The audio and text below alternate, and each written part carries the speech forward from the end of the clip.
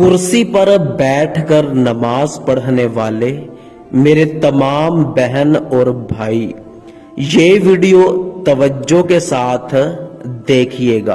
अगर बात की जाए कुर्सी पर बैठकर नमाज पढ़ने की, तो कुर्सी पर बैठकर किस तरीके से नमाज पढ़नी है, लोग क्या क्या गलतियां करते हैं, ये जानने से पहले हमें ये पता होना चाहिए कि कुर्सी पर बैठकर कौन से लोगों को नमाज पढ़ने की इजाजत है।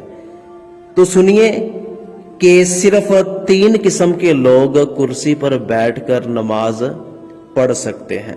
पहला वो शख्स जो ना तो खड़े होकर नमाज पढ़ सकता है और ना ही जमीन पर बैठकर नमाज पढ़ सकता है, तो उस बंदे को कुर्सी पर बैठकर इशारे के साथ नमाज पढ़ने की इजाजत है।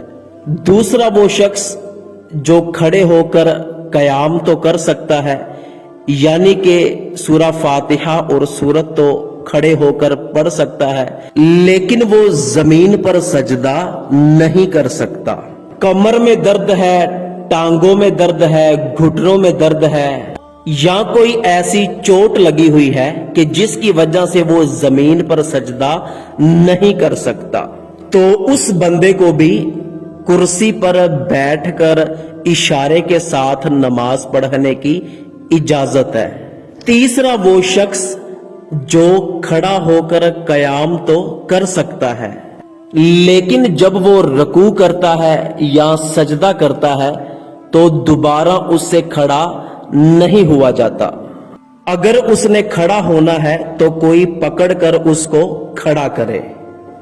या बाज लोग ऐसे होते हैं कि एक रकत खड़े होकर पढ़ ली, रुकू और सजदा भी जमीन पर कर लिया, अब दोबारा जमीन पर सजदा करने की ताकत नहीं है, घुटने काम नहीं कर रहे, कमर में या टांगों में कोई ऐसा दर्द है कि अब वो दोबारा जमीन पर सजदा नहीं कर सकते, तो ऐसे लोगों को भी कुर्सी पर बैठकर इशारे के साथ नमाज पढ़ने की इजाजत है।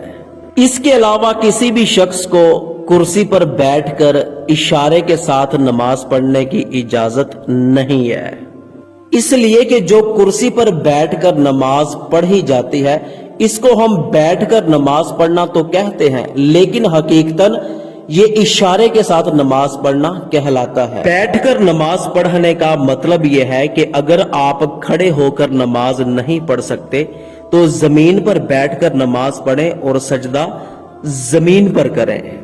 लेकिन आजकल तो रवाज पड़ गया है कि थोड़ी सी भी तकलीफ हो तो आकर कुर्सी पर बैठकर नमाज पढ़ना शुरू कर देते हैं। याद रखिए कि इस तरीके से नमाज नहीं होती। सवाब की नीयत से इस वीडियो को अपने तमाम दोस्तों तक जरूर पहुंचाएं।